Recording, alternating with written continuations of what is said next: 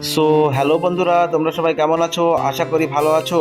আজকে এই গাড়িটা এখানে কেন জানো? কারণ আজকে আমাদের বাড়িতে একটা বিয়ে আছে।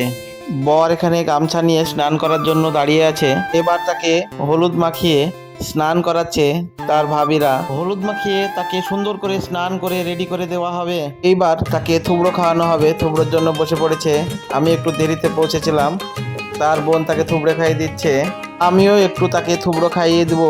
এবার সবার থুবড়ো খাওয়ানো শেষ হয়ে যাবে। এবার তাকে রেডি করব। আমি বরকে রেডি করে নিয়ে আসলাম বাইরে একটা ফটোশ্যুট করার জন্য।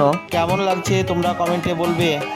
এরপর বরযাত্রী যাওয়ার জন্য তো আমরা সবাই আগে থেকেই রাস্তায় গাড়িতে উঠে বসেছিলাম এবং বরের জন্য অপেক্ষা করছিলাম।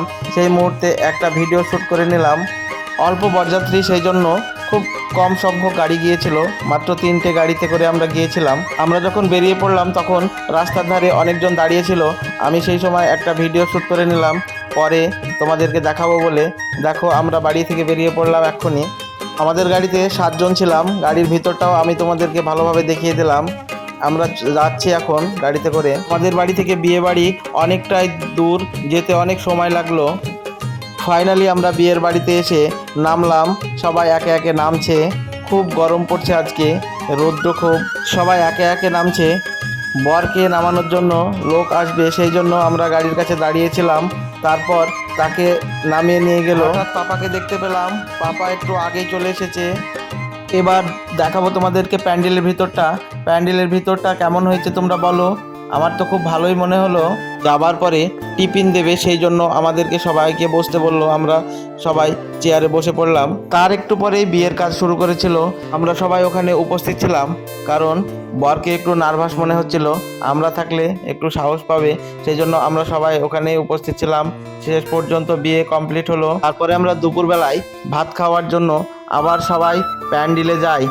সবাই আমরা এবার আপন আপন হাতটা ধুয়ে রেডি হচ্ছিলাম খাবার জন্য।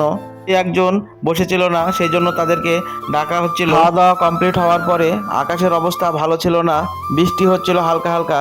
সেই জন্য আমরা তাড়াতাড়ি বাড়ি আসার জন্য ভিতরে যাচ্ছিলাম। সবাই আমরা একসঙ্গে ভিতরের দিকে যাচ্ছিলাম, কারণ তাড়াতাড়ি করে বাড়ি চলে আসবো বলে। আমাদের বাড়ি থেকে বিয়ের বাড়ি কমপক্ষে 1 ঘন্টা দূরত্বর। ভিতরে গিয়ে দেখি অনেক লোকজন একসঙ্গে, দাঁড়ানোর জায়গায় পাচ্ছিলাম না ঠিকঠাক। দেখছি বর বসে আছে, কিন্তু বউ এখনো এসে হাজির হয়নি, কারণ তাদের সাজানো কমপ্লিট হয়েছিল না। আর হ্যাঁ, মেয়েদের সাজতে তো একটু বেশি সময় লাগবেই, তাই না? আর বিয়ে বলে কথা। সবাই খুব তাড়া দিচ্ছিল।